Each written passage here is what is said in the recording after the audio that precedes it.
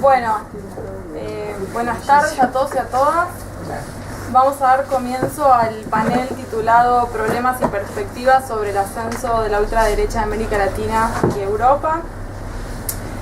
Ante todo quería, agradecer a Antonio Costapinto y a Rodrigo Pato Zamota por haber aceptado participar de este panel. Voy a intentar hacer una breve presentación de la trayectoria de ambos expositores, dado que es muy extensa y muy prolífica.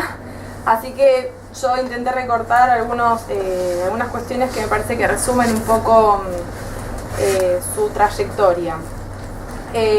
Antonio Costapinto es historiador, investigador de la Universidad de Lisboa.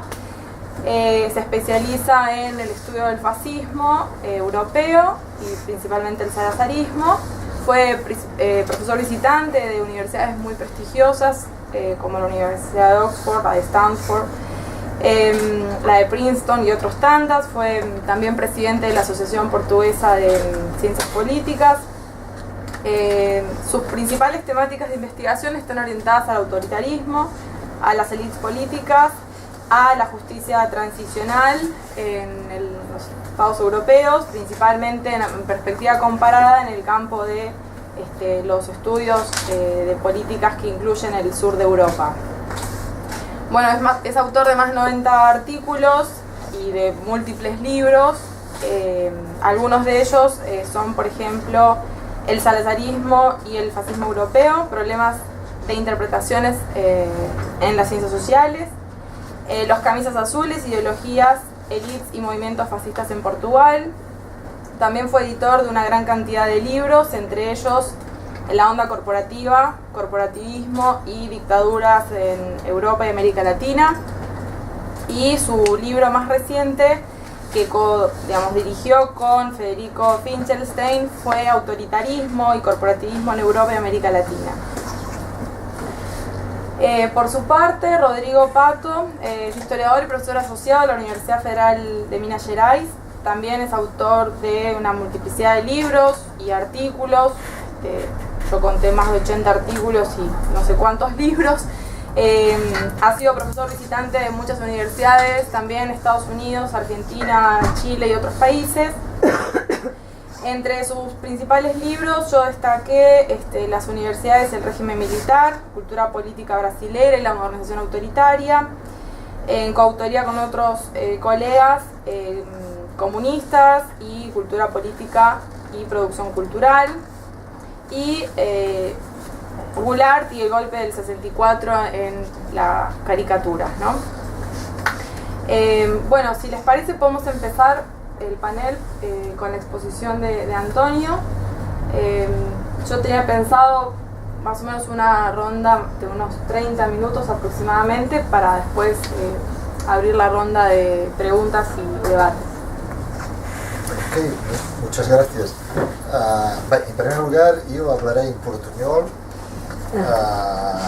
Digamos, castellano no es fácil para mí, sobre todo porque yo estudié en Italia y entre el castellano y el italiano tengo problemas, digamos, de vocabulario entre estas dos lenguas. Bien, el tema de este debate, digamos, es un tema, en mi opinión, muy complejo. Me invitaron a hablar sobre las nuevas tendencias de los movimientos, los partidos en Europa. Los partidos populistas de extrema derecha. Los problemas conceptuales son muy importantes porque esta es globalmente una nueva ola, digamos así, de movimientos políticos que, desde su punto de vista conceptual, 15 años atrás,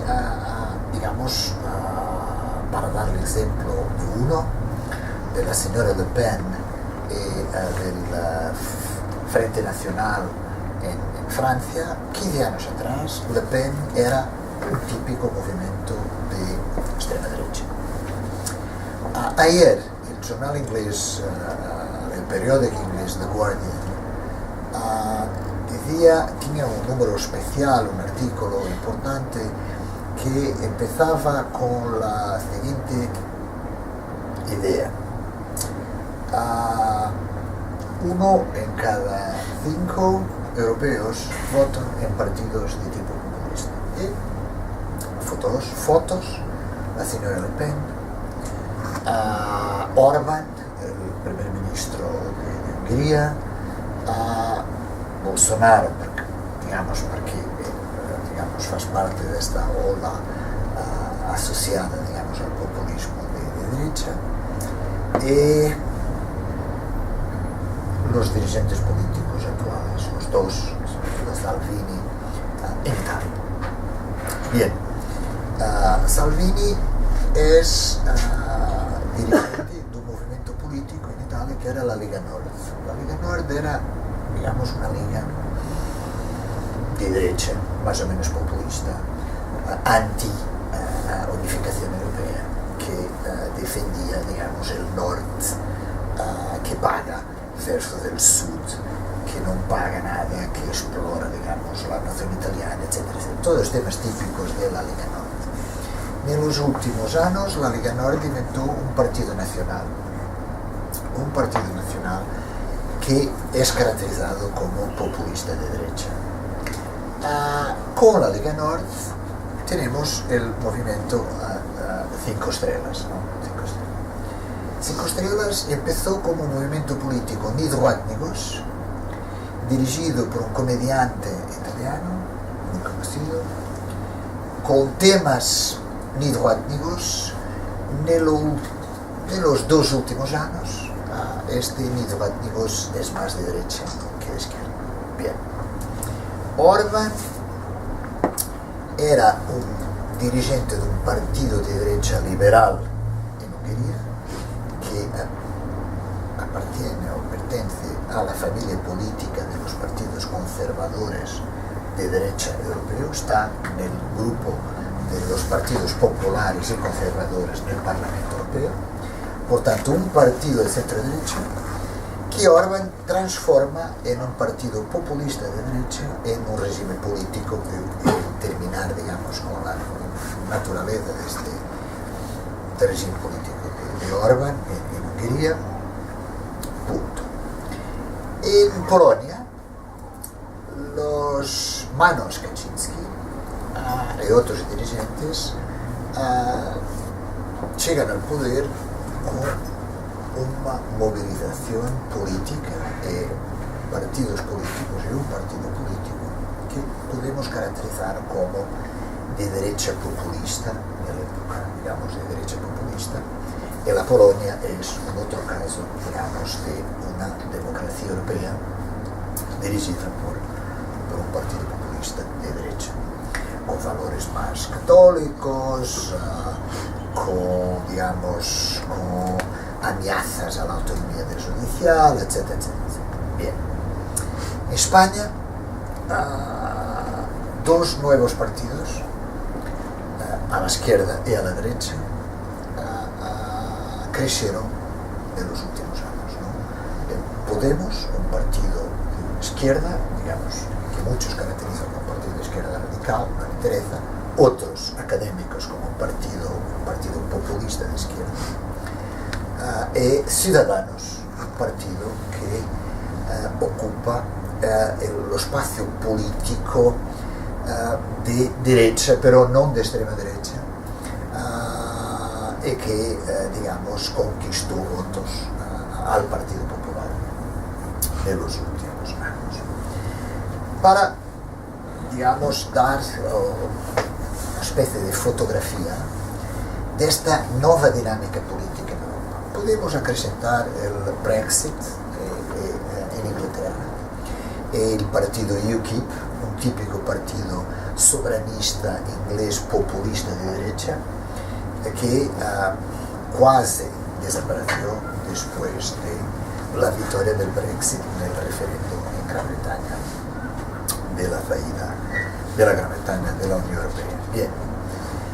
Y después tenemos en Grecia, por ejemplo, un típico partido de extrema derecha, y un partido que muchos caracterizan, el Syriza, como populista de izquierda. Bien.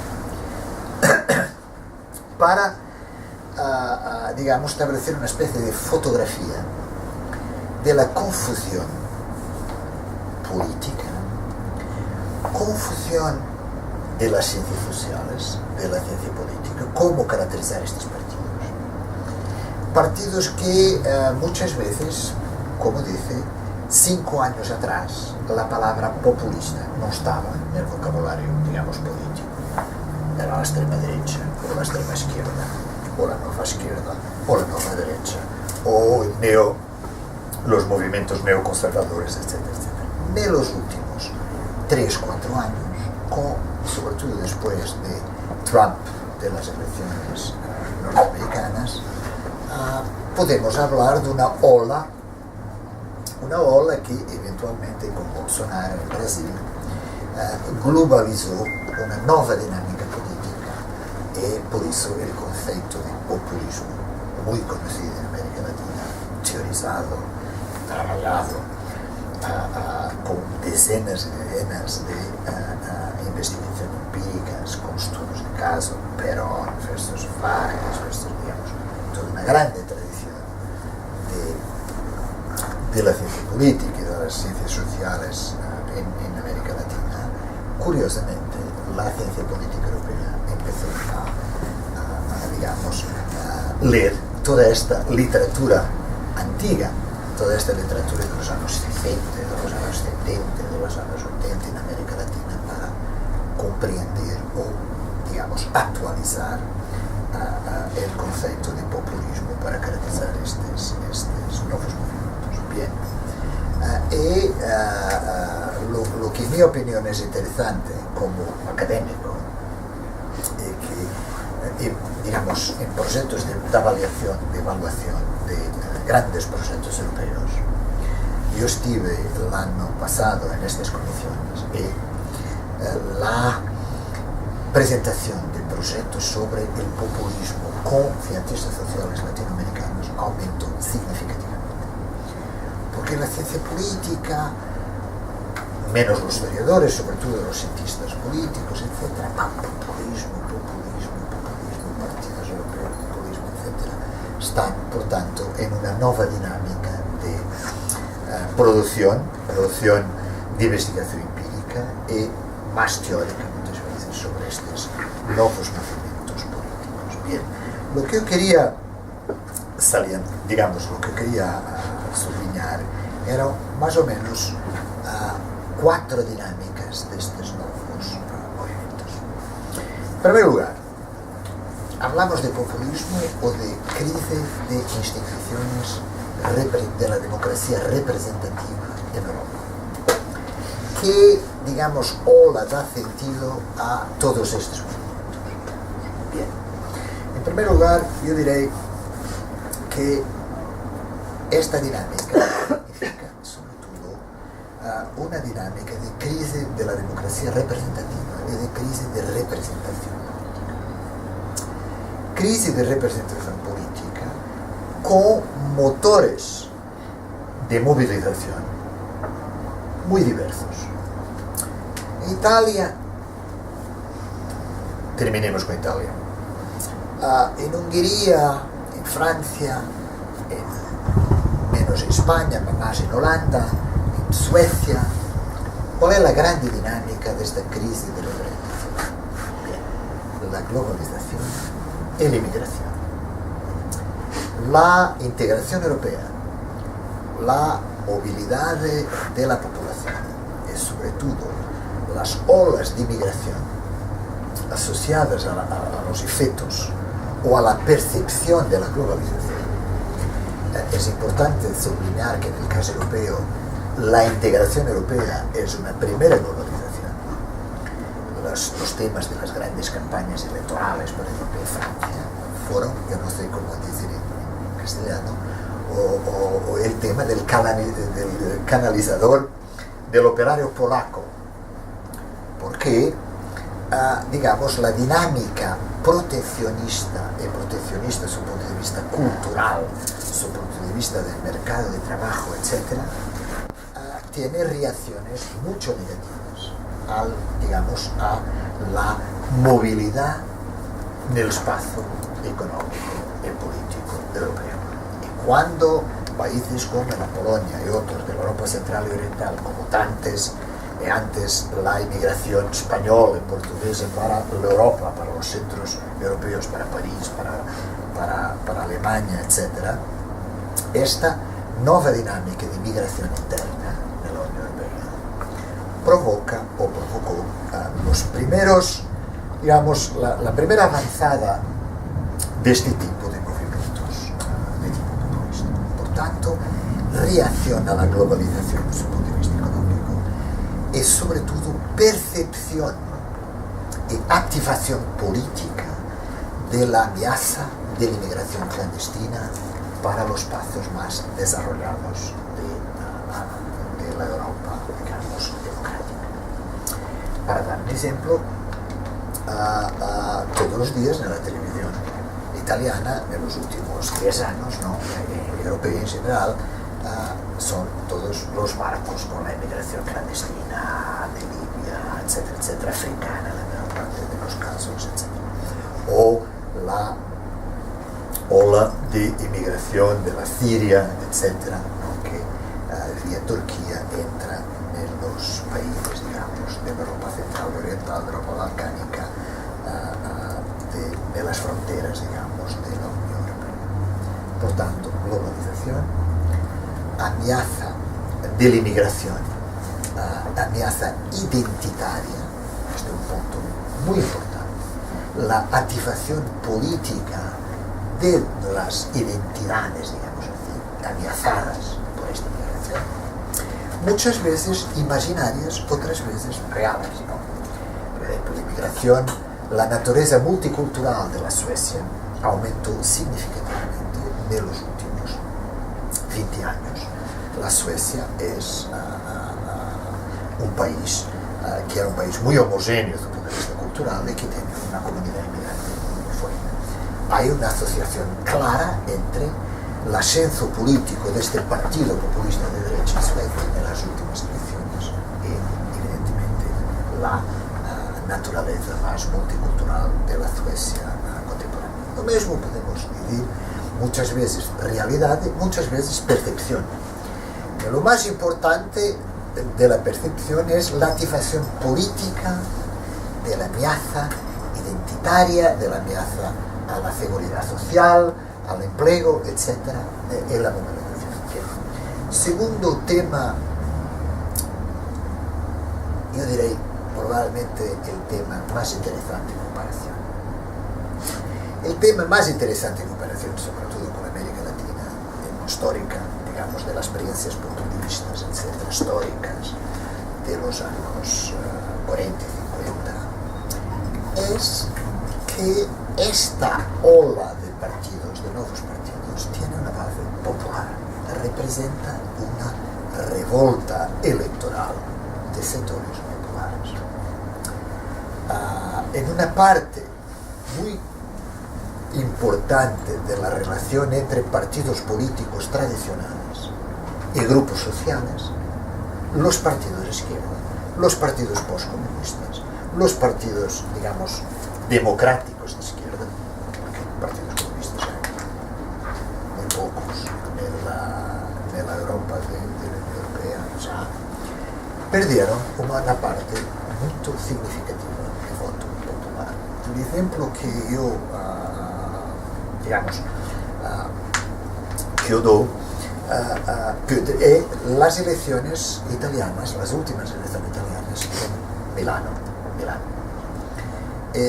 La relación entre grupos sociales y partidos políticos en Milán es impresionante. Los grupos sociales populares votaron todos, la gran mayoría de los partidos populistas de derecha. El Partido Demócrata y los otros partidos de izquierda tienen sectores de la clase media.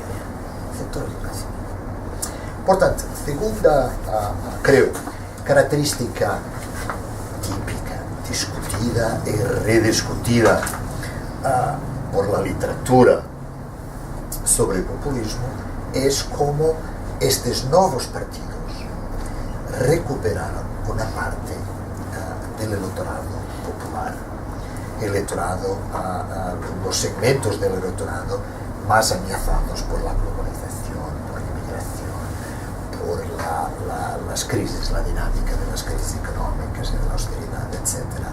Y que de esta, digamos, amenaza identitaria, es muy importante la amenaza identitaria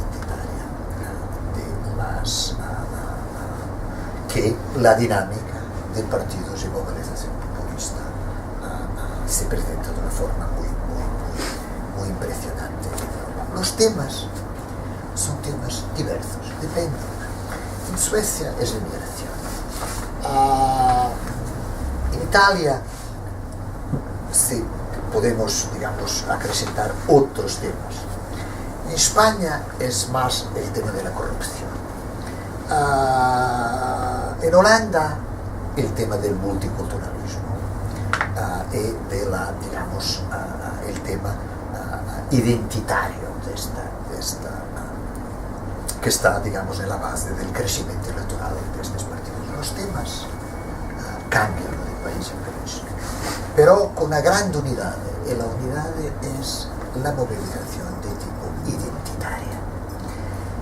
Esta movilización de tipo identitaria rehace a la globalización, a la inmigración y sobre todo a los partidos políticos que representan el centro derecha y el centro izquierda del espectro político. Es importante, por tanto, digamos, terminar esta primera parte volviendo a la crisis de representación de los partidos políticos tradicionales y una crisis de representación clásica entre partidos políticos, grupos sociales y tipo de movilización, digamos, política. Hay países que escapan a esta dinámica populista. Irónicamente, son los países con democracias más jóvenes y que están muchas veces en el sur de Europa. Es verdad que Portugal, la península ibérica, por ejemplo, no tiene grandes partidos populistas, ni Portugal ni España. Podemos decir que es una cuestión de, digamos, legado de las dictaduras, etc. No necesariamente. Y las democracias más viejas y más consolidadas, como Francia, como Inglaterra, mismo como Italia, una democracia desde 1945, etc., están más esta dinámica de crisis de las instituciones representativas muy fuerte.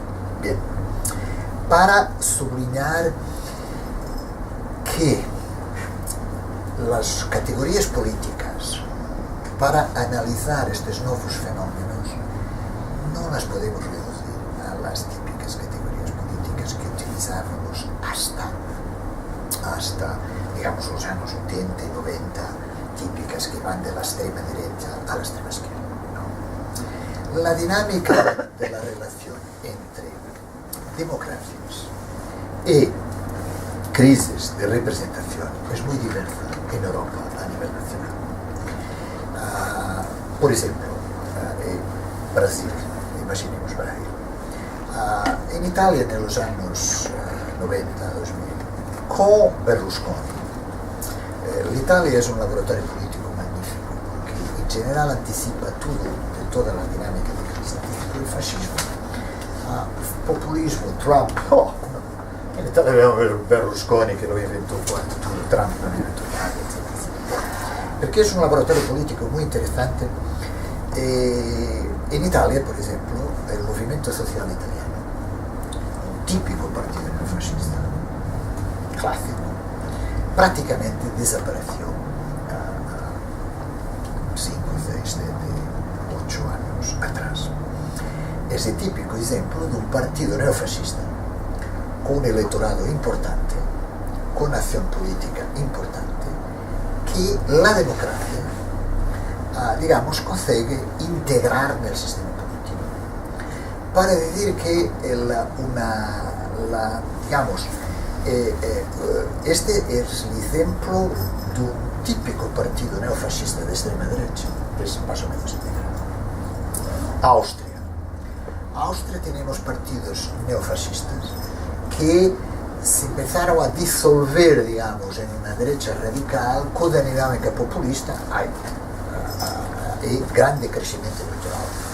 Austria es un pequeño país de la Unión Europea donde el populismo de derecha tiene una capacidad de movilización electoral fortísima, mucho más fuerte que en otras democracias europeas. Otro ejemplo es el ejemplo de la señora Le Pen.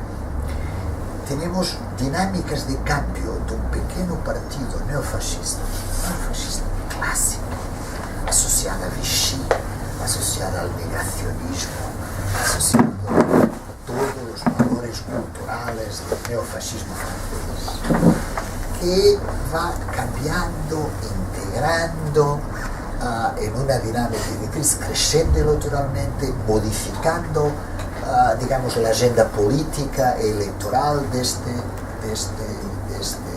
partido, creciendo con dimensiones mismo carismáticas, familistas, lo que es muy importante. El padre Le Pen, la filla Le Pen, una dinámica, digamos, muy personalizada de movilización política. ¿Cómo caracterizar la Frente Nacional de las últimas elecciones? Digamos, un partido, muchos hablan ya de populismo de derecha, porque la palabra populista empezó a, digamos, ser una especie de passepartout para caracterizar esta nueva dinámica con orígenes muy diferentes en el espectro político europeo. Mas la verdad es que Francia, con la crisis de las instituciones representativas, con la crisis de la derecha tradicional, con la dinámica de corrupción, con la amenaza, digamos, de la globalización, la movilización de los temas nacionales franceses contra la Unión Europea, el euroescepticismo, fez crecer este partido que es la Frente Nacional. Yo de estos ejemplos nacionales, para, digamos, ejemplificar cómo es difícil de integrar en una teoría global este tipo de fenómenos muy diversos. Pero la verdad es que con Trump, con Bolsonaro, como, digamos, la llegada al poder de Europa Central y Oriental, sobre todo en el caso de la Hungría, la verdad es que podemos hablar de una ola populista de derecha con algunos universales. Yo hablaré de 2 o 3 universales y después terminaré con los regímenes políticos que estos movimientos populistas pueden o no dar origen. En primer lugar, son partidos políticos, movimientos políticos que generalmente están muy asociados a lideranzas más o menos personalizadas. Hay muchas veces lideranzas personalizadas en una dinámica de crisis de representación política. En segundo lugar, son partidos que, con una movilización política anti-clase política tradicional. Es importante sublinear que estos partidos, en la mayoría de los casos, son partidos que crecen electoralmente con una dinámica ni droite ni gauche, mas sobre todo conquistando votos a la derecha tradicional. En muchos casos, un poquito de la izquierda tradicional, ¿no? Digamos, como en el caso de Italia.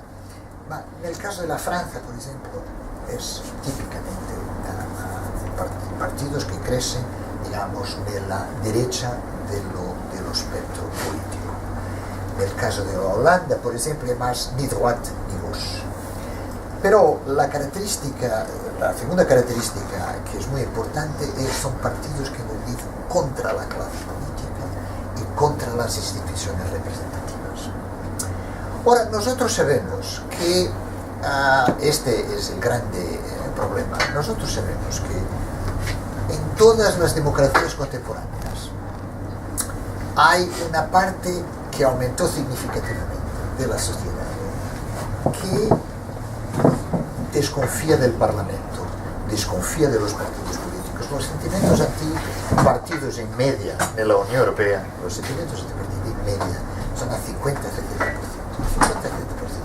de las sociedades europeas expresan valores non antidemocráticos, pero de antiparlamentares, anti-clase política, anti-instituciones representativas. Este es el segundo grande elemento, digamos así, de movilización política de estos partidos. El tercero es justamente su punto de vista de la movilización política, la tentativa clásica de, digamos, minimizar, ignorar, movilizar políticamente con hidroátomos. Son movimientos que no movilizan políticamente en Europa, o en liberalismo económico, no. Son movimientos políticos que muchas veces quieren más Estado, quieren más redistribución, quieren más. No son movimientos típicos partidos políticos liberales de derecha, contra, digamos, de revolta contra el Estado. No. La mayoría de la movilización política de estos partidos, de la Frente Nacional, mismo contra el Estado, no en el sentido económico, contra la apropiación por el Estado de los corruptos de clase política nacional, de estos políticos de Roma, etcétera, etcétera, etcétera. Pero no contra el Estado en el sentido de políticas sociales, políticas de promoción del empleo, etcétera. Por tanto, son partidos que, su punto de vista ideológicos, no son partidos antistatistas, no son partidos con grande coherencia, claro, electoral y política, son partidos que movilizan con base en elementos, digamos, en un cierto punto, como muchos partidos que echó de la antigua vida política o de la bella vida política, digamos, de las democracias consolidadas, pero son partidos que muchas veces no, por ejemplo, a nivel de los valores, son muy diversos. Los populistas holandeses, por ejemplo, no expresan valores culturales y religiosos conservadores. El Frente Nacional es más conservador, por ejemplo, pero estos partidos movilizan fundamentalmente con dinámicas antipartidos políticos tradicionales, anti-clase política tradicional. Y por último, son partidos que desprecian las instituciones representativas. Este es muy importante, creo, que tienen un discurso pueden tener un discurso de tipo justicialista contra la justicia corrupta o de la corrupción. Pueden tener otro tipo, pero son sobre todo partidos políticos con esta dinámica, digamos, anti-clase política, anti-instituciones políticas representativas. Bien, para terminar, futuro inmediato de esta dinámica no es fácil de lo decir. ¿Por qué? Bien, como vosotros sabéis, digamos, después de la tercera ola de democratizaciones, nosotros tenemos básicamente tres tipos de regímenes políticos, ¿no?, sobrevivientes.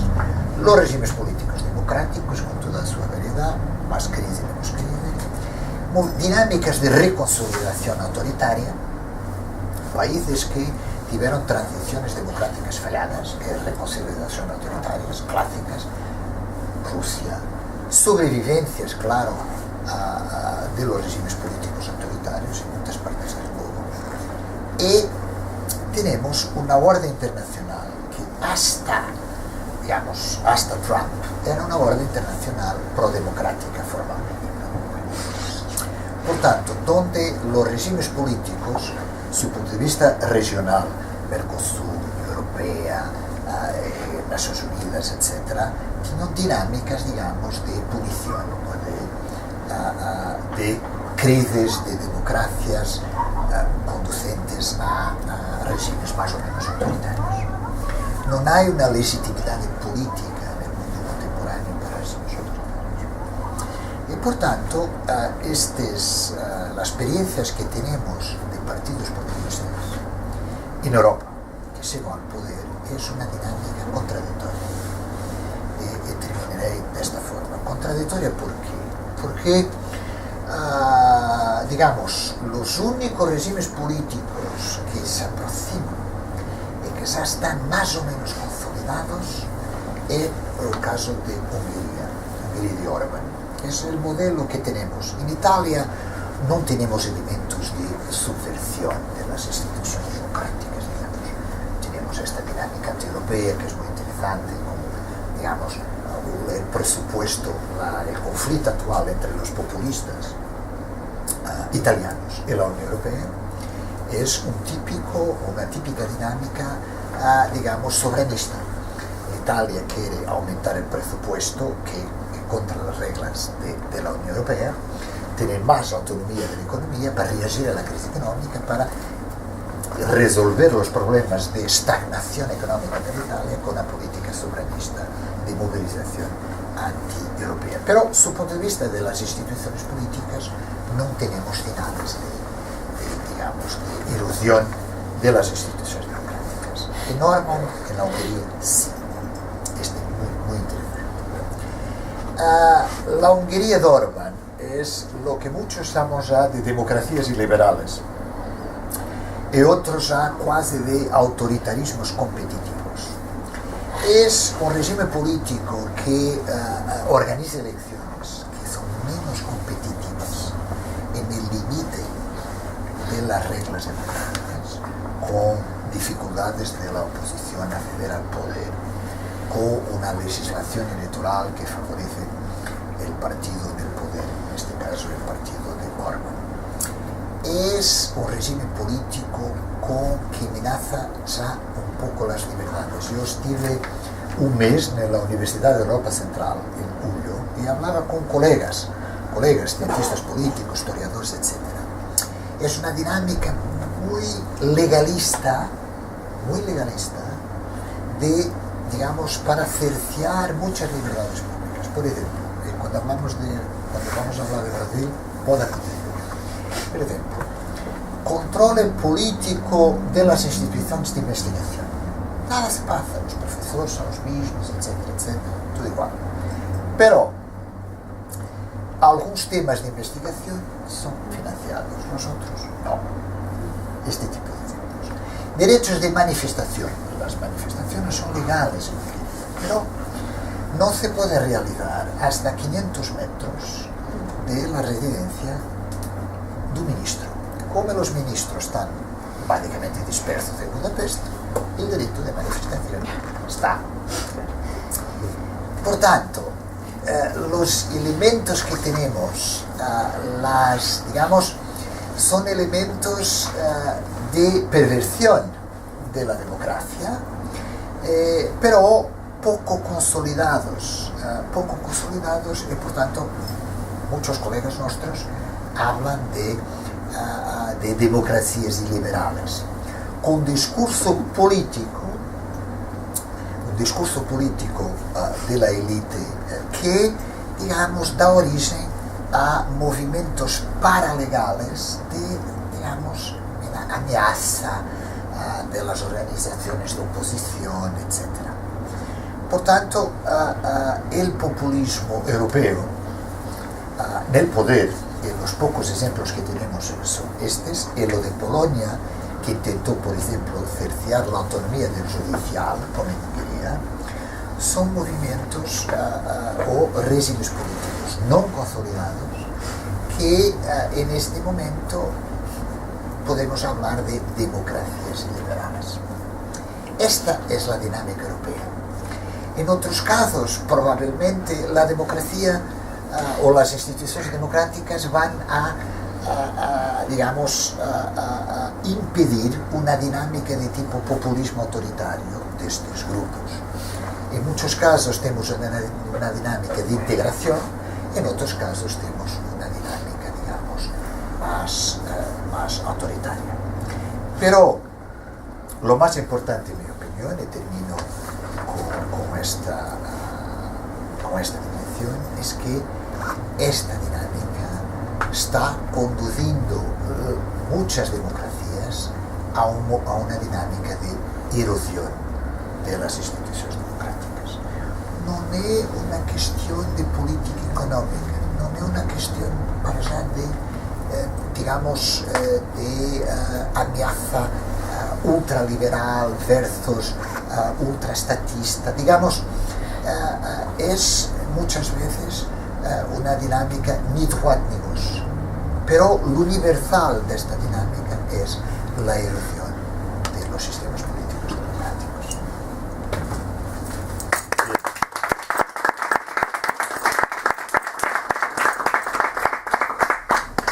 Bueno, muchas gracias, Antonio. Pasamos la palabra a Rodrigo. Bueno, agradezco el convite de mis compañeros de UNGS para estar acá. Yo estoy como docente invitado, sería, o amigo invitado, pode ser. É uma oportunidade muito interessante para estrechar nossos laços acadêmicos e bueno, também de relações personais, porque é uma oportunidade para mim muito rica de sair um pouco do Brasil neste momento de crise enorme. Um ano que vivimos emoções muito fortes. Eu escrevi aqui um estado destas emoções quase que não parava. Rabia, ódio, medo, desesperação, esperança, vergonha. Emoções muito fortes que eu jamais senti assim tantas coisas em minha vida política. E aí que estar aqui um pouco, ver o Brasil um pouco de lejos, ha sido bem interessante para a saúde mental. Bueno, a mí cabe entonces hablar sobre este Brasil, sobre la Jabuticaba Brasil. Se trata claramente de un chiste, de una broma, esta utilización de Jabuticaba que ya le explico. Ahí está también involucrado un sentido metafórico interesante. Jabuticaba sería una fruta que se encuentra solamente en Brasil, así parece. Y por eso está a ser utilizada como metáfora en debates sobre las singularidades brasileiras, tanto para afirmar que existen, como para negar a existência de singularidades. Hace poucos meses, o general Mourão, futuro vice-presidente de Brasil, declarou que se deveria extinguir o 13º salário em Brasil, porque isto seria um jabuticaba que solamente existe em Brasil, não haveria ninguna parte do mundo. E aí o general contribuiu para popularizar esta metáfora que já la utilizamos no mundo acadêmico.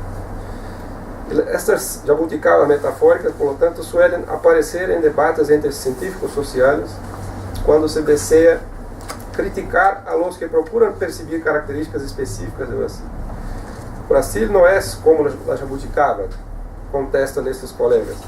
Tais características e processos históricos atribuídos ao Brasil se podem encontrar em outras sociedades também, e não existem solamente acá en Brasil.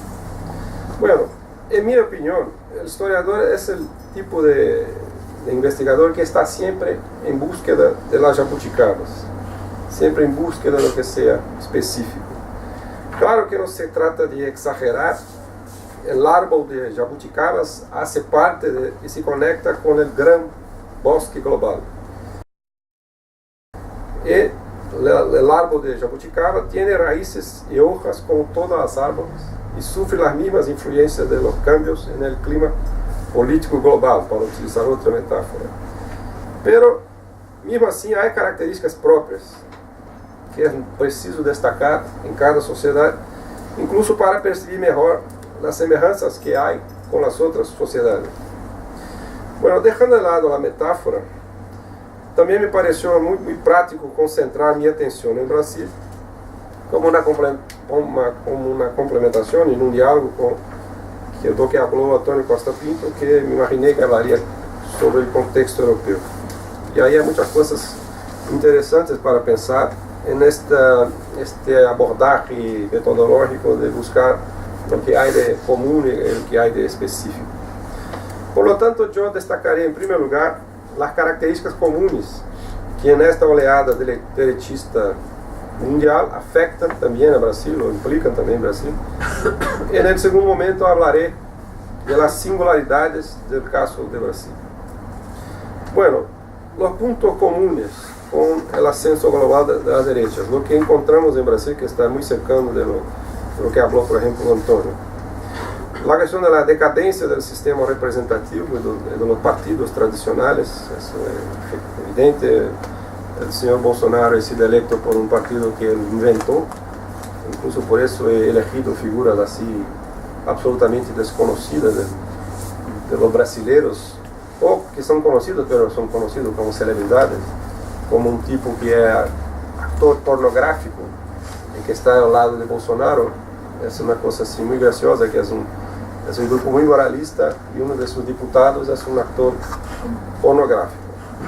La otra celebridad, de este caso, los dos por São Paulo, es un diputado electo por Bolsonaro, que es uno de los príncipes herederos de la famosa Casa Real brasileira, el príncipe no sé qué, de Orleans de Bragança, yo olvidé su nombre personal, está electo como diputado por São Paulo con 200.000 votos. Entonces, el sistema partidario prácticamente destruido.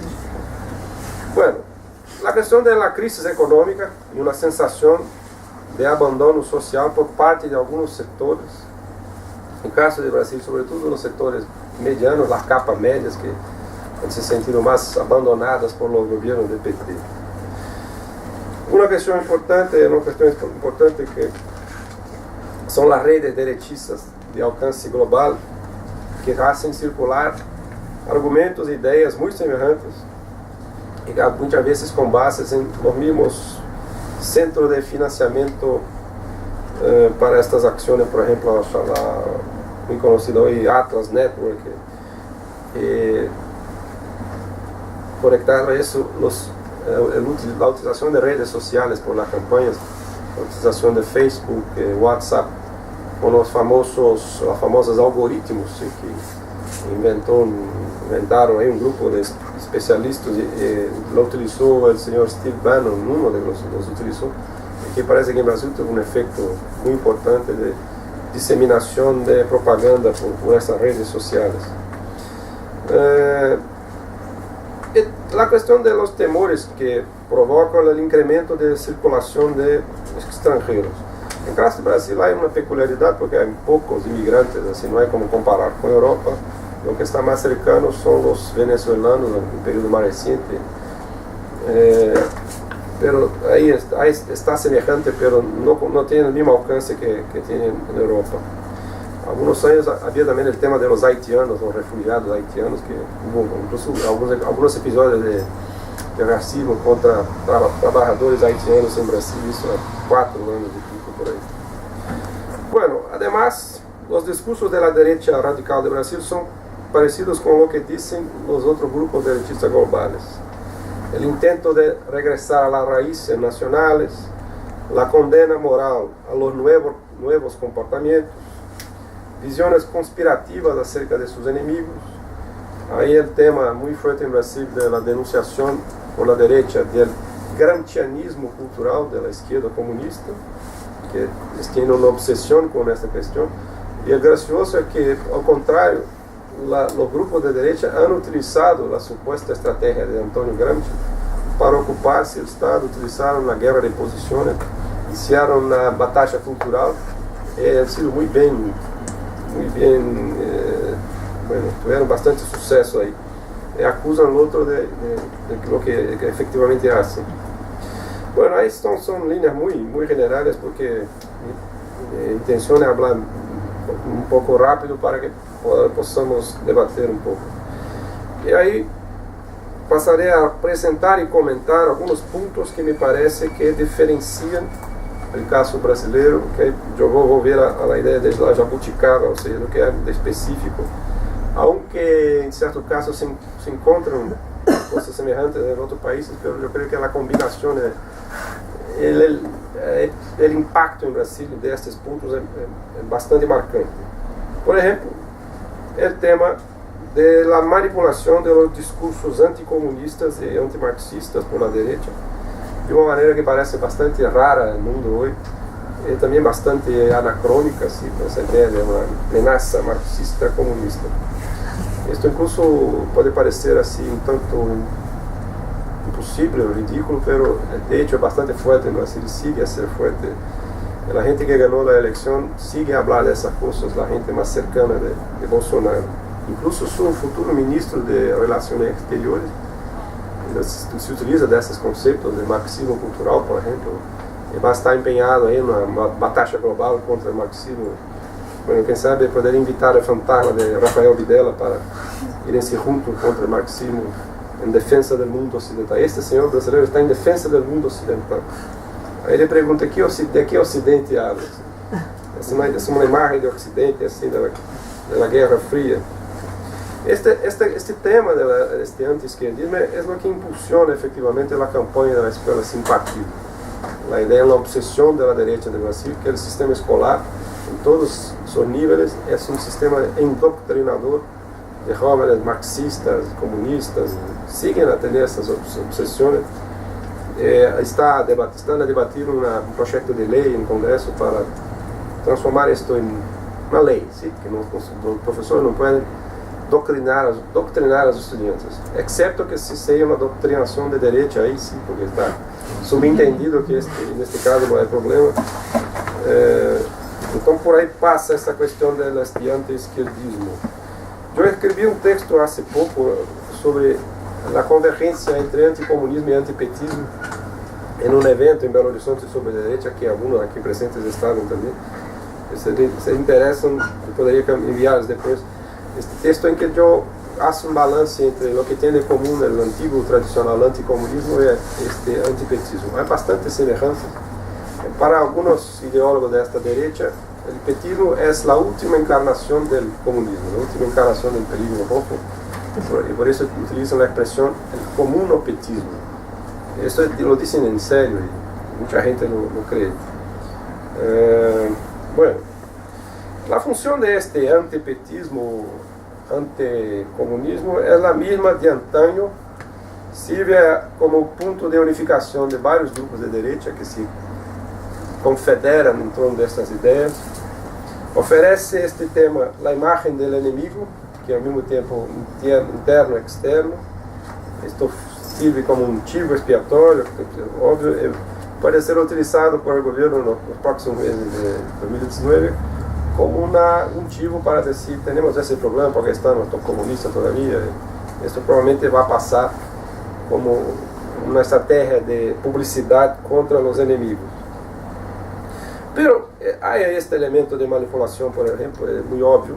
Pero ao mesmo tempo, a aceitação desses valores representa uma recusa muito visceral a valores esquerdistas ou progressistas que tiveram passagem em Brasil durante o governo do PT e mesmo antes do PT, que para estas direitas significam estar conectados com esta ideia de ameaça esquerdista. Por exemplo, na questão do feminismo, ou do direito para as mulheres, na questão dos LGBT, as cotas raciais e sociais, becas sociais e raciais em Brasil, a política social direcionada aos pobres.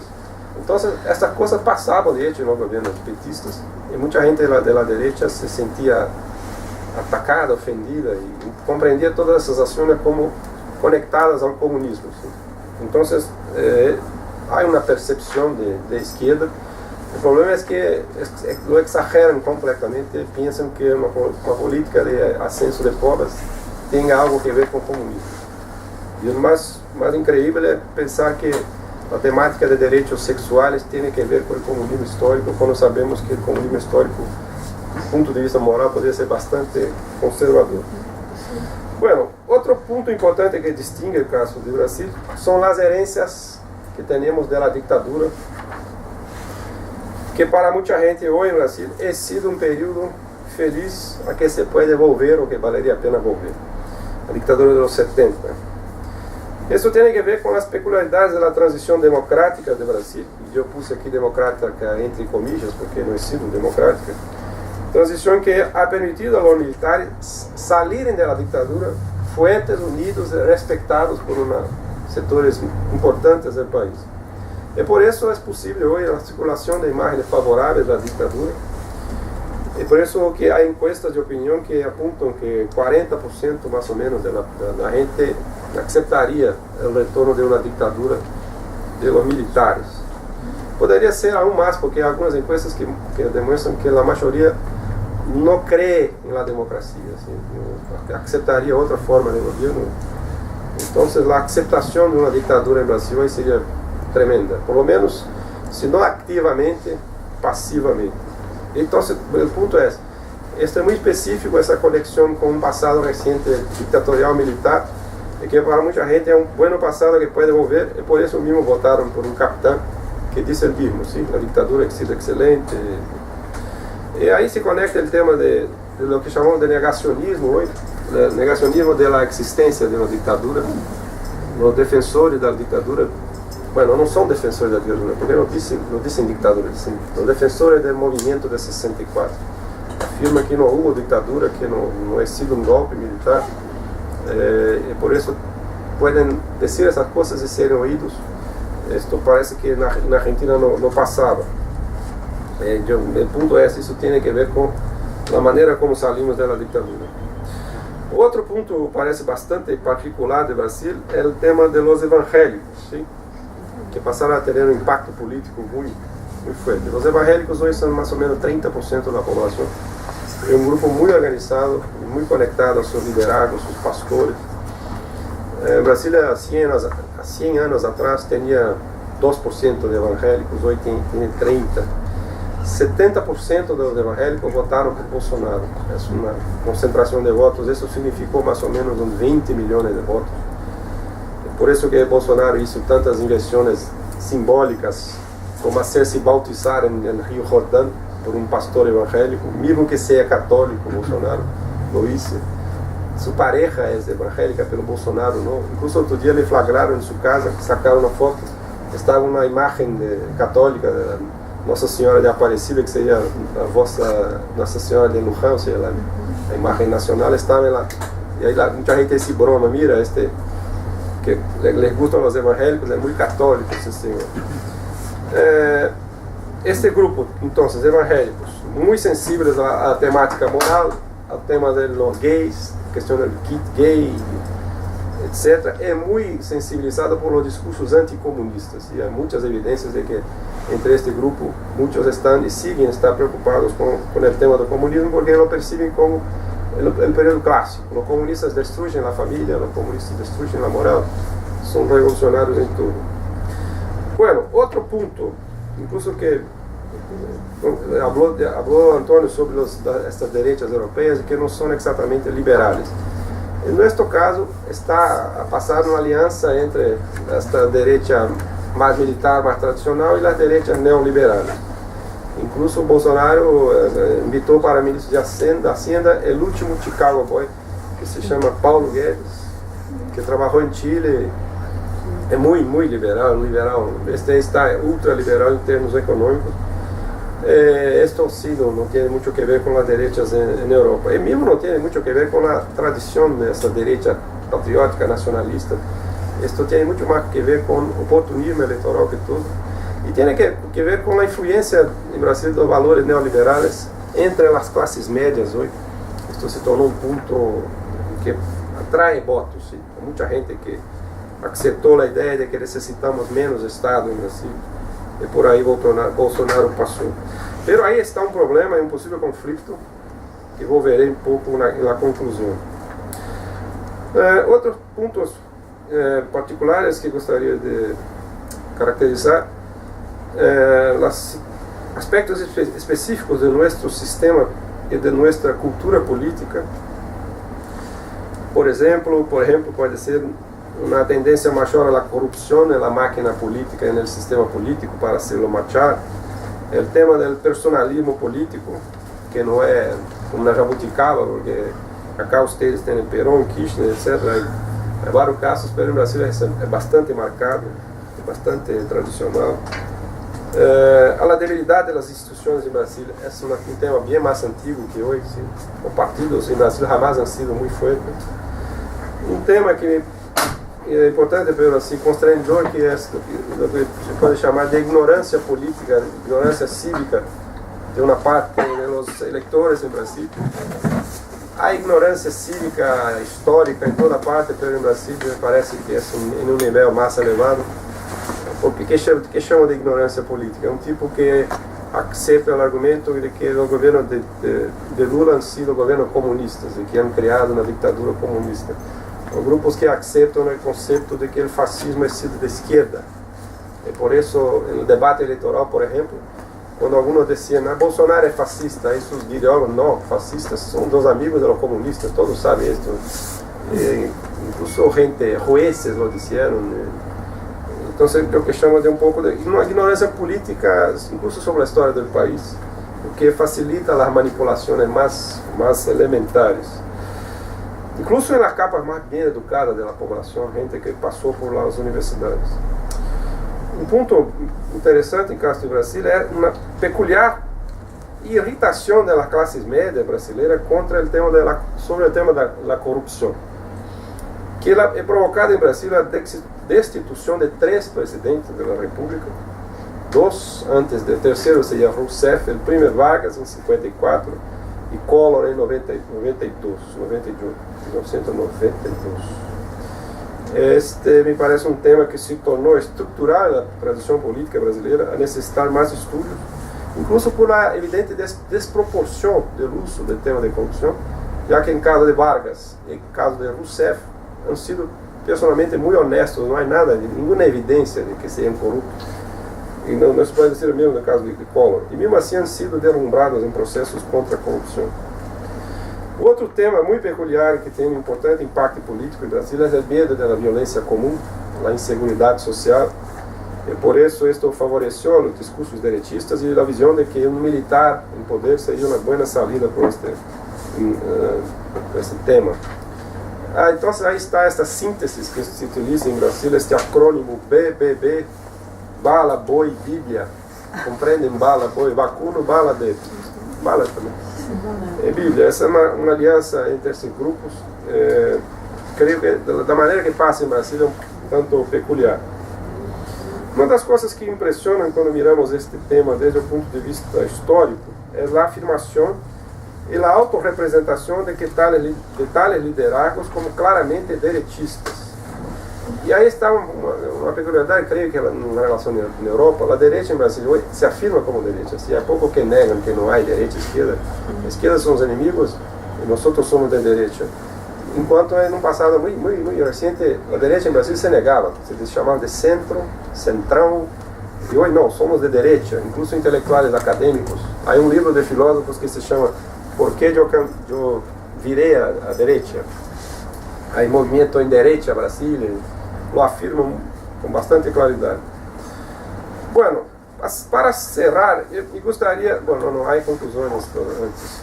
Para chegar às conclusões, gostaria de comentar alguns pontos conjunturais que ajudam a compreender esse sucesso de Bolsonaro, que até certo ponto é muito inesperado. Se eu estive aqui em agosto do ano passado, não pensava que Bolsonaro ganharia. Pensava que Bolsonaro poderia chegar à segunda volta, mas perderia.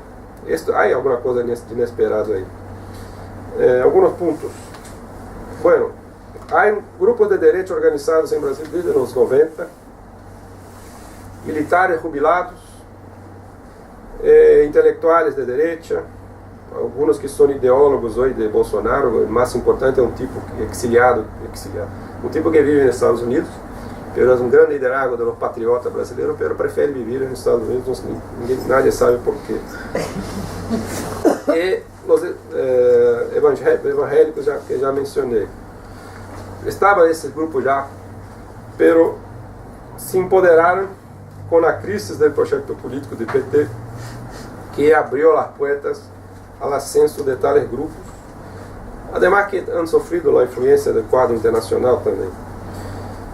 Diga-se que o ódio provocado por PT nesses grupos tem que ver tanto com os fracassos do PT, por exemplo, o tema da corrupção, quanto por os sucessos do PT no campo das políticas sociais também. Outro ponto assim, que contextual em Brasil, como sabem, é a destruição dos partidos por el sistema de investigação de corrupção, de Lava Jato, Lava Rápido. Incluso destruíram partidos que não esperavam que iam destruir. Também é um aspecto conjuntural muito importante, a eliminação de Lula da disputa eleitoral. Mira que hasta a saída de Lula em las encuestas Lula aparecia com 40% de votos. Em princípio, em abril desse ano, Lula tinha 40% de votos e Bolsonaro estava com 18%. A saída de Lula cambiou profundamente o quadro, já que muita gente vota por la persona. Então, sem Lula, muita gente não votou ao PT e muitos votaram por Bolsonaro, muitos que votariam por Lula. Um aspecto curioso desta polarização política do Brasil é que quando Lula é sido afastado e se estabeleceu a candidatura de Haddad, e a candidatura de Haddad pareceu viável para ganhar as eleições, isso provocou um realinhamento da direita. Muitos setores da direita moderada, centrista, liberal, se encaminaram a Bolsonaro como a única alternativa para derrotar a PT. Não significa dizer que as capas sociais que de hecho são bolsonaristas, assim, mais convictas, estavam em redor de 20%. Assim. Bolsonaro ganhou mais, quase 30% de votos de gente que votava em PSDB, ou votava em PT, ou em outros grupos. Isto pode ser relevante para o futuro, a efetiva ou não consolidação de um projeto de direita radical ou de extrema direita. É claro, outro aspecto conjuntural, assim, quase que místico, desesperador, é o atentado contra a vida de Bolsonaro, que cambiou bastante a coisa, que Bolsonaro pôde utilizar a imagem de vítima, que era vítima até certo ponto, mas manipulou esta questão para não ir a debates em televisão, porque ele permitiu proteger-se contra sua própria grosseria. Grosseria no sentido, em português seria tosco, grosseiro creio que seria uma boa tradução. Uma grosseria de não saber, por exemplo, que China é o principal parceiro econômico do Brasil, ou que a Argentina é o terceiro parceiro econômico do Brasil. Coisas deste tipo que Bolsonaro não sabia. E dizem, eu custo a crer, dizem que os periodistas que o ministro de Hacienda, este Paulo Guedes, nem mesmo sabia que o pressuposto público do próximo ano se vota este. Parece que o senhor não sabia, porque sempre trabalhou em banco. É uma coisa assim muito constrangedora para pensar que este ano governar. Bueno, conclusões. Todavía não há clareza sobre o que hará de hecho este novo governo a partir de janeiro. A confusão entre alguns dos grupos e liderazgo que pertencem ao campo bolsonarista, incluso levou alguns periodistas a chamá-los de maneira muito inspiradora de exército bolsoleone, como uma alusão ao exército brancaleone. Um pouco assim caricato este grupo, parece. As diferenças entre neoliberais, entre militares de tradição estatista autoritária, promete possivelmente conflitos no futuro. Incluso um dos principais economistas neoliberais do Brasil declarou que tinha medo por o futuro do liberalismo no Brasil. Temia que o governo Bolsonaro ruinara o liberalismo por 100 anos, por sua imagem de conexão com o liberalismo. Pode haver, espera-se que haverá resistência de algumas instituições liberais clássicas, como a Suprema Corte, uma parte da prensa, uma parte do sistema político, mesmo tão débil como o nosso, que aceitaram maniobras para golpear a PT, pero que não necessariamente desejam uma ditadura ou um Estado demasiado autoritário. Pode ser que aceitem uma democracia iliberal, assim, isto sim, pero não um Estado demasiado autoritário. E o mundo acadêmico seguramente vai resistir a este governo Bolsonaro, e isso já está a passar. Há muitos episódios assim de resistência, aunque provavelmente haverá também adesões e muitas acomodações, como costuma haver. Em nosso campo, a historiografia, sobretudo a história recente, está no ojo do huracão. Falamos sobre isso agora. A politização extrema da história neste campo pode levar, nesse momento, pode levar a censura, a repressão. Isto veremos. De qualquer modo, pode ser que o governo Bolsonaro seja um fracasso, mas não há dúvida que existe aí um núcleo muito forte de ultradireita neste senho do governo Bolsonaro, que tem incluso pretensões de serem o liderazgo de todas as direitas da América Latina e quem sabe do mundo. Parece que invitaram já Orbán para estar aí, estão a pensar numa espécie de internacional de direita junto com alguns grupos europeus. Se vão lograr fazê-lo, é uma dúvida.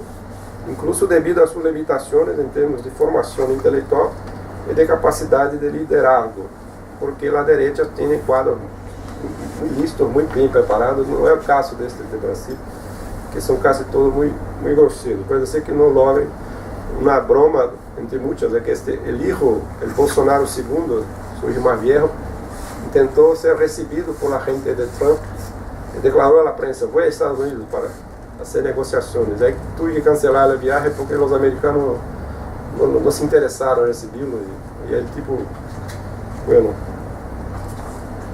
recibió muchas bromas. Ojalá la influencia de este gobierno de derecha extrema en Brasil no alcance otros países, no dure demasiado tiempo para que sea capaz de fixar raíces en Brasil. Y sobre todo, yo estoy a hinchar para que no sean muy felices en sus programas económicos, o sea, que no sean capaces de promover algún incremento, algún desarrollo de los índices económicos, porque la gente de Brasil son muy obsesionadas con las tasas de incremento. Se ofrece un incremento de 3% el próximo año. Yo tengo temores sí que habrá un proyecto autoritario con mayor capacidad de duración. A ver, tomara que no, que esto no pase. Bueno, esto, y les agradezco la atención.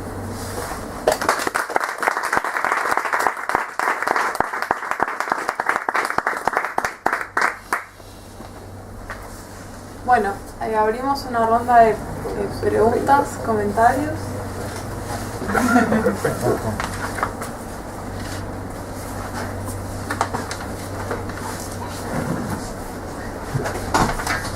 Ernesto. En mi caso es una pregunta para Antonio.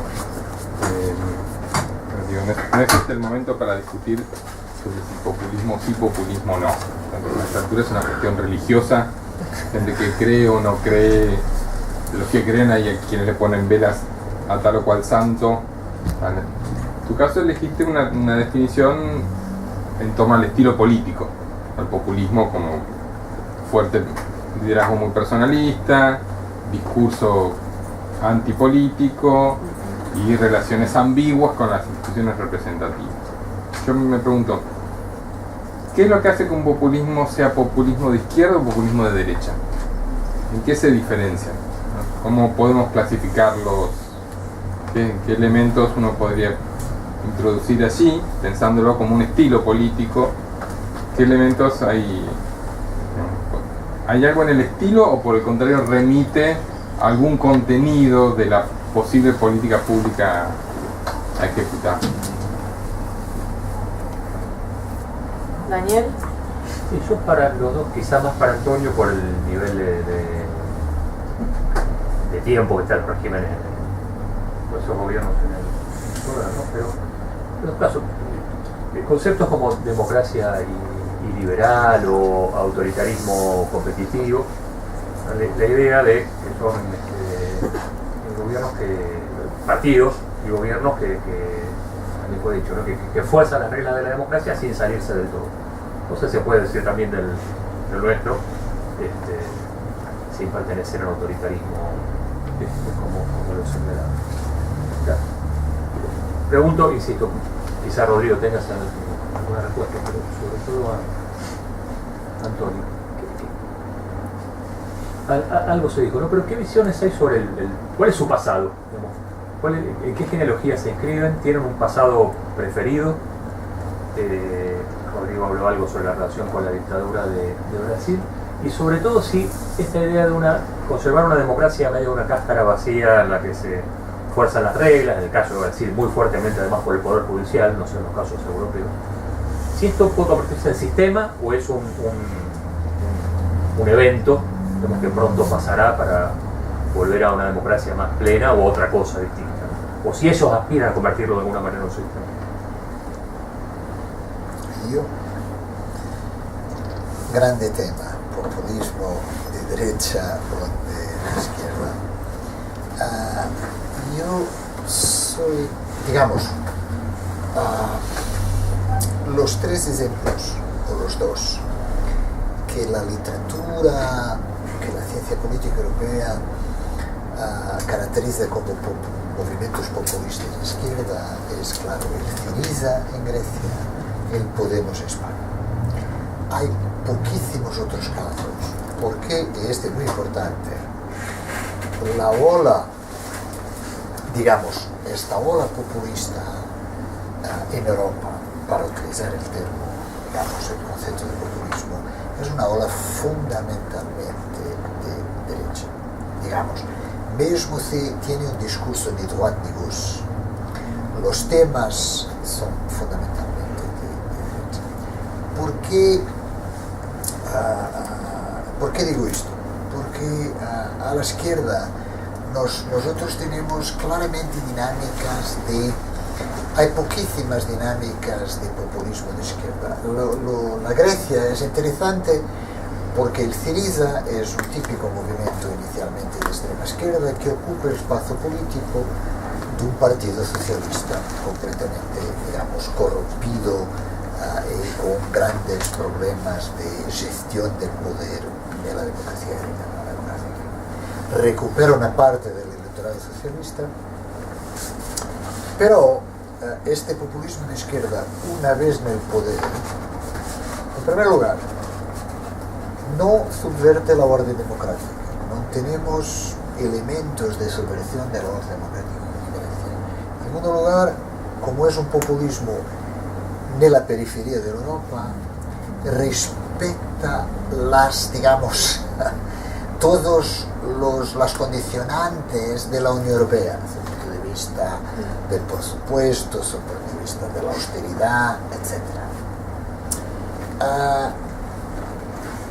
Podemos en España, esta dinámica de Podemos tiene un punto claro en común con el populismo de derecha, es el euroceticismo, la crítica a la Unión Europea, que asocia al liberalismo, fundamentalmente al liberalismo económico. Pero yo soy crítico de la caracterización de estos dos partidos como partidos populistas de izquierda. Son partidos que tienen una evolución, digamos, para partidos socialistas de izquierda. Partidos que intentan ocupar el espacio político de la familia socialdemócrata europea, una familia política que con la gestión del poder, con una imagen más liberal de tercera vía, blairista, etcétera, de Tony Blair, etcétera, colocaron los partidos socialdemócratas muy al centro del espectro político. Y estos partidos son, digamos, como partidos en muchos casos socialistas de izquierda. Pero el grande problema es que la dinámica populista en Europa es fundamentalmente o progresivamente le 5 Stelle en Italia. Es muy interesante porque, digamos, todos los presupuestos de la democracia elitista, con partidos políticos, con cuadros políticos politizados, etc., hay una entrevista de televisión, la RAI empezó a entrevistar a todos los diputados de 5 Esteles que entraban en Parlamento. Digamos, la mayoría no sabía que entrar en Parlamento, no tenía ninguna idea de nada. ¿Por qué? Porque son movimientos que son más o menos indisociables de una coyuntura de crisis electoral de representación. No tienen políticos profesionales, no son activistas, digamos, muy idealizados, etcétera, etcétera, en el caso del movimiento de 5 Estrellas. Pero progresivamente se colocan a la derecha del espectro político. Por tanto, cuando hablamos de esta ola populista, hablamos sobre todo de partidos políticos que se colocan a la derecha, digamos así, del espectro político. Pero esta clasificación, esta unificación en una categoría política de todos estos partidos es un poquito artificial. Es muy artificial, porque la cuestión es y no lo sabemos bien, si hablamos una renovación del sistema de partidos, con la reconsolidación de nuevos partidos que irán se aproximando del centro, digamos, del centro del espectro político, o no. Este es el grande problema. No tenemos, digamos, experiencias políticas suficientes para observar quién va a ganar. Los partidos tradicionales que van a, digamos, a comer, digamos, los partidos populistas, o viceversa. No tenemos, digamos, elementos suficientes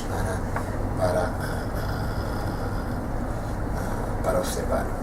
Porque en algunas democracias hay partidos de derecha que utilizan los temas populistas para integrar, digamos, estos sectores después de la vida política democrática. Por tanto, mas hay un punto muy importante, creo,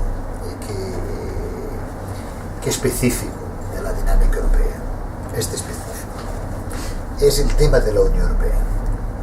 Digamos, la Unión Europea, en cuanto entidad para política transnacional de unificación, digamos, fue fundamentalmente una construcción de élites políticas.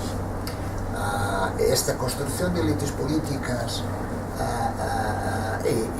muy elitista provocó, digamos, que una parte de la sociedad claramente no se siente representada en la política europea.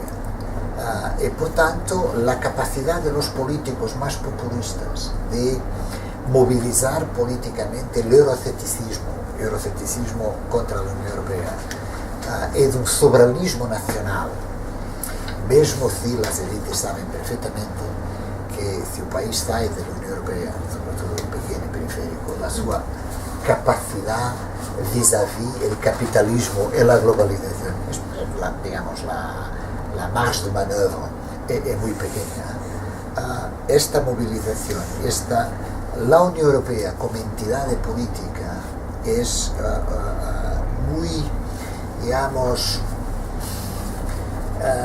es un elemento político de movilización soberanista que es muy importante en coyunturas de crisis nacional.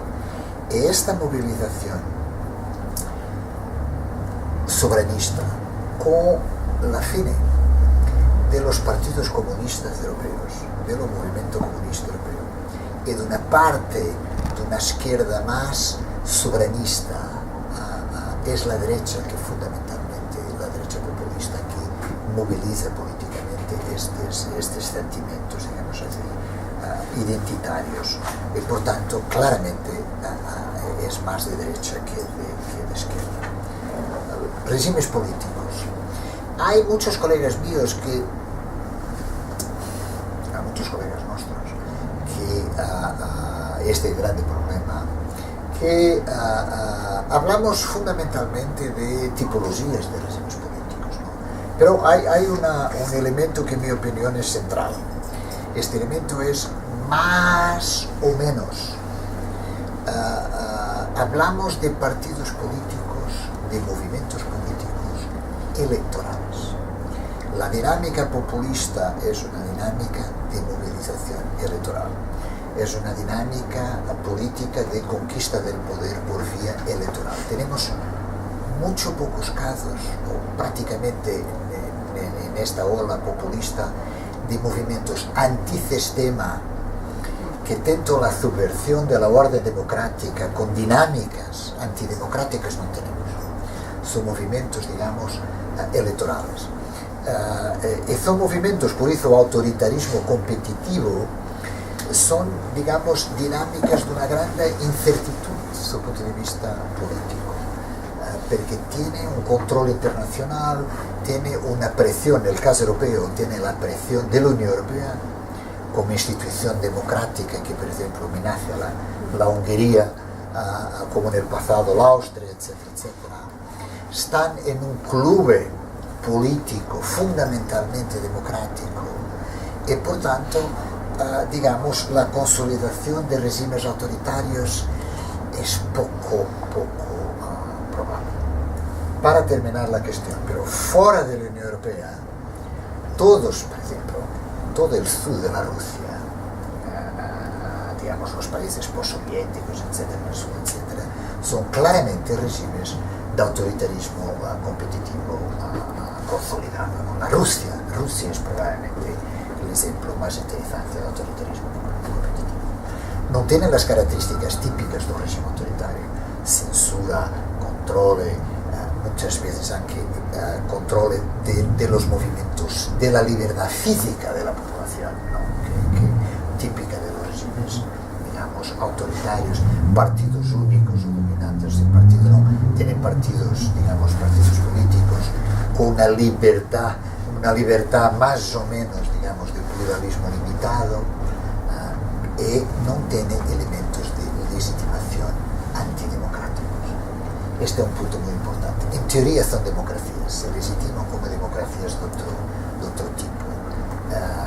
Y claramente estos regímenes son regímenes consolidados. La Rusia es un autoritarismo competitivo consolidado. Cambian el primer ministro, el presidente, primer ministro. Cáucaso, lo mismo más o menos, ¿no? Nel campo de la Unión Europea tenemos dinámicas, yo creo que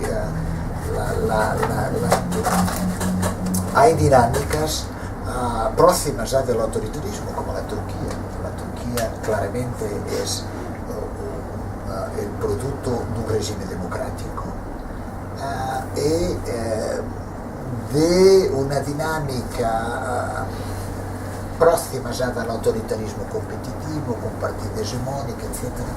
Pero non hai risposta. Non son, nel caso della Unione Europea, de Hungría o Polonia, non son regimes consolidados.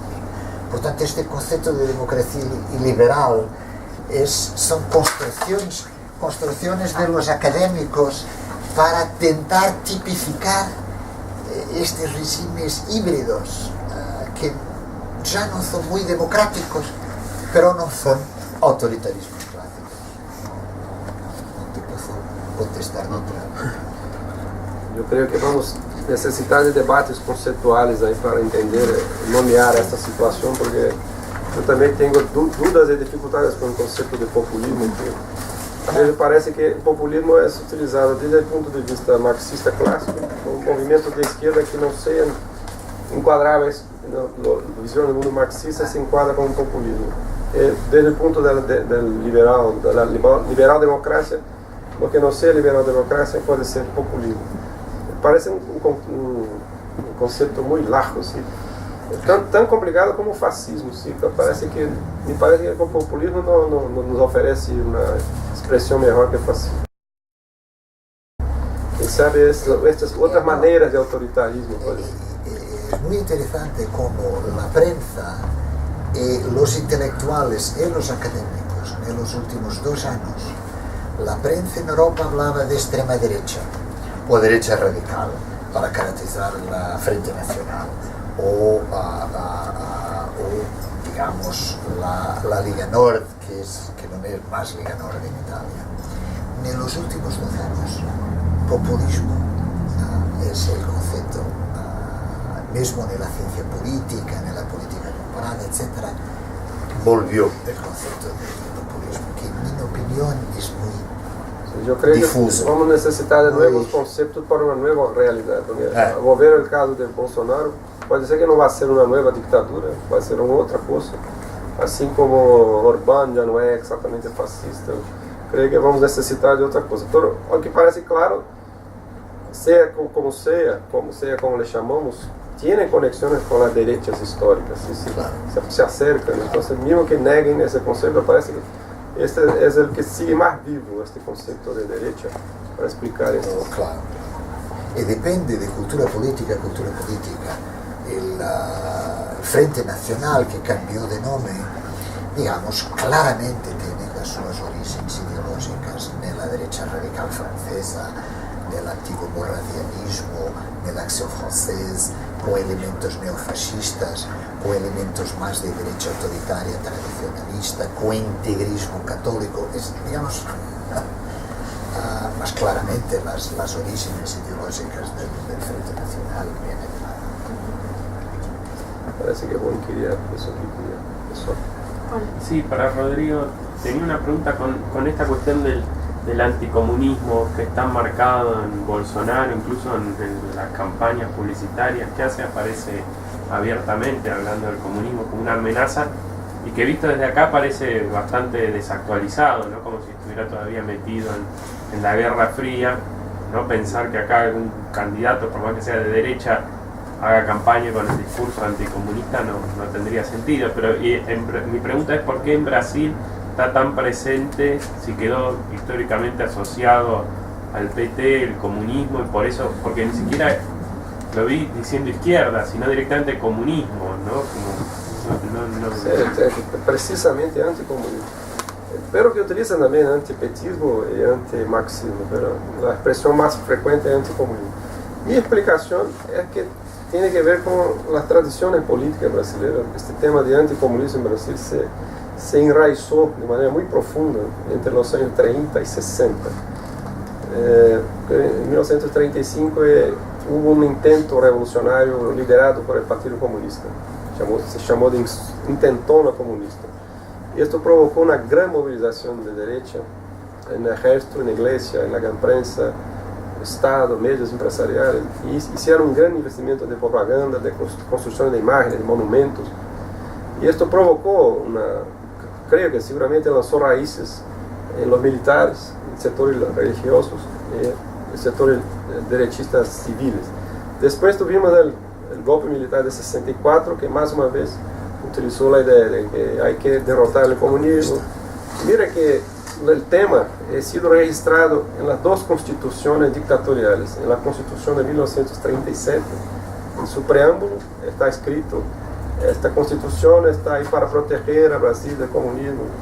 Y el documento fundador de la dictadura de 64, el acto constitucional 1, dice que tomar el poder para destruir no sé cómo traducir eso, bolsón, es un término militar, así, ¿cómo decir eso? Como si fuera, bueno, una célula, no, un cáncer comunista, algo así. Es un término militar que utilizan cuando los enemigos están concentrados así, en una posición, llaman de bolsón, foco, los militares usan foco ahí.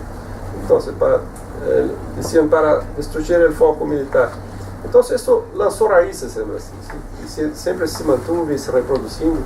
En los 80, cuando ha sido derrotada la dictadura, algunos grupos de derecha seguían a decir que hicieron la dictadura, el movimiento de 64 para derrotar el comunismo, salvar a Brasil. Y seguían a decir lo mismo en los 80, 90, y nadie les prestaba atención, parecían locos así, fuera del mundo, pero estaban ahí a martelar este tema. Y empezaron a encontrar más audiencia en los años 2000, cuando llegó PT al poder.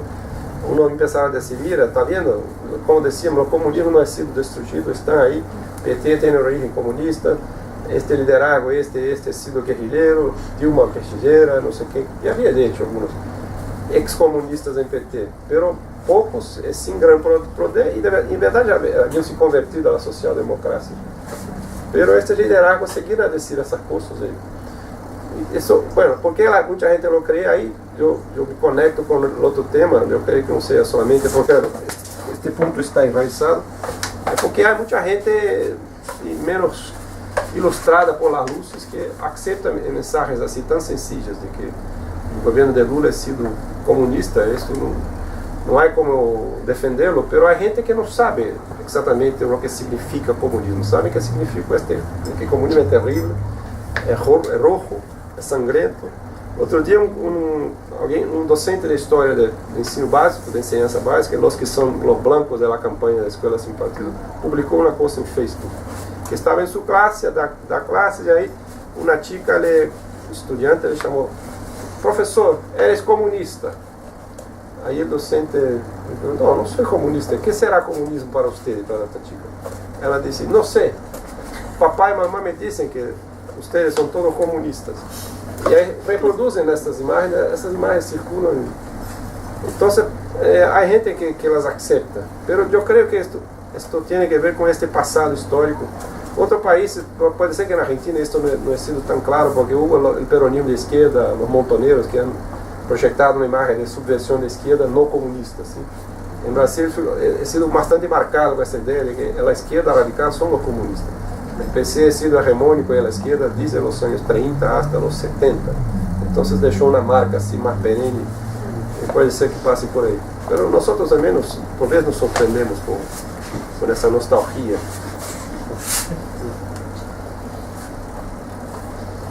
¿Más preguntas, comentarios? ¿Puedo hacer una pregunta más? Sí, claro.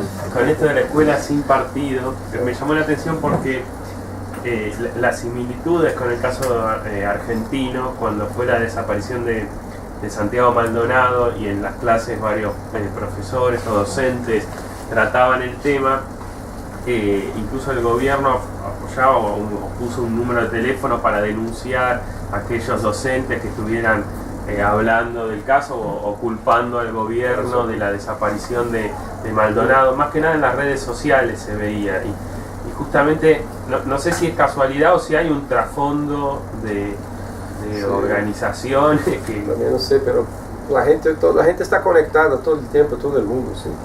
Todos saben de todas esas ideas, circulan muy rápido. Sabe que el día siguiente a la elección de Bolsonaro, una de estas diputadas, una diputada historiadora del partido de Bolsonaro, diputada estadual en Santa Catarina, esta chica entró en la justicia contra su directora de tesis, la acusando de ser una feminista muy radical y que le perseguía. ¿Contra su director? Su directora de tesis. Y ahí... Y de juegos. Ojo, ¿eh? Esta Se van a empezar a avivar. al fin hubo un proceso en la justicia y la directora ha sido absolvida. Los jueces no la consideraron una entrenadora feminista. No, de hecho, es muy feminista, yo la conozco. Nuestra compañera llama-se Marlene de Favre, una mujer así muy valorosa, muy valiente. Marlene ha sido absolvida, pero esta chica que la ajuició se presentó como candidata a diputada por el partido de Bolsonaro y ganó con muchos votos, no sé, 200.000 votos en Santa Catarina. Bolsonaro tuvo mucho más votos en el sur, ¿sí? Del sur al norte al nordeste al contrario. Bueno, al día siguiente esta chica estaba muy empoderada, lanzó una campaña en internet para que los jóvenes denunciaran a sus docentes comunistas y presentó su teléfono, su correo, no sé qué, y con una foto así. Y ahí, pocos días después, un juez la prohibió de hacer esa campaña, la amenazó de proceso, porque significaría una subversión de los derechos de la libertad, ¿sí?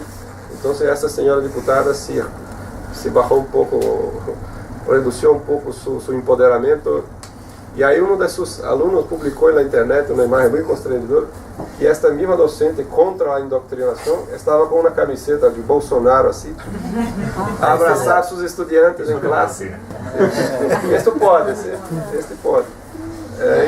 Es todas assim, muchas bromas. Essa aí já não está tão visível, mas já passou um pouco. E aí que não temos certeza de se, hasta que ponto vai chegar o efeito dessas campanhas. Bueno, já existem efeitos. Docentes de escolas básicas sofrem uma pressão enorme. Em muitos casos, nós sabemos, alguns tiveram que abandonar a escola sem lei, sem nenhuma lei, por uma pressão. Então, isso pode passar por mais não sei quanto tempo. Pero en términos de aprobación de la ley tenemos muchas dudas porque en Congreso hay muchos diputados y senadores que son contra, el debate parlamentario no está marchado, está barrado y puede ser que la Suprema Corte va a declarar ilegal y constitucional la ley, porque efectivamente es inconstitucional. Entonces no tenemos certeza de lo que pasa, si Bolsonaro va a tener poder para presionar los jueces para que acepten todo, se va a hacer así una democracia autoritária, uma democracia não liberal. O problema é saber hasta que ponto já não estamos mais em democracia, será outra coisa. Bueno, então não sabemos. Estamos em luta, ¿sí? Os docentes recebem instruções para como agir. Os docentes hoje sabem que devem chegar em classe e dizer aos estudantes: não les permito que me filmen ou que me gravem, porque sem minha autorização, isto é ilegal em Brasil hoje, a lei me protege. Se uno de ustedes me grava sin mi autorización, yo les ajuicio. Entonces muchos están recibiendo estas instrucciones para empoderarse también y no aceptar esta presión de los estudiantes. Entonces hay una lucha ahí por la afirmación de los derechos civiles. No vamos a nos entregar así tan fácil, ¿sí? Veremos hasta qué punto va a llegar este nuevo autoritarismo del grupo de Bolsonaro. Es una confianza en la justicia digna de un liberal británico. No, no es tanto, es un poco de esperanza, así, para no desesperarme, porque yo tengo que volver a casa. Si no, yo me quedaba ahí, del campo. Sí. Aprovechando la justicia Bueno, independiente. es una manera de... Sí, aprovechando la justicia independiente. Sí, me mira que mi confianza más en la lucha de los docentes que utilizar las leyes para decir que tiene derechos. Lo Supremo no... La cuestión es cuestión de interés también, porque la gente del Supremo Tribunal, la gran prensa, tienen temor también de dejar pasar todo y en poco cerran la prensa y pueden jubilar a todos. Entonces también pueden procurar una línea de, así, entre resistencia y acuerdo con Bolsonaro, que eso probablemente es lo que va a pasar. Bueno, entonces, gracias. Bueno, Muy bien. cerramos.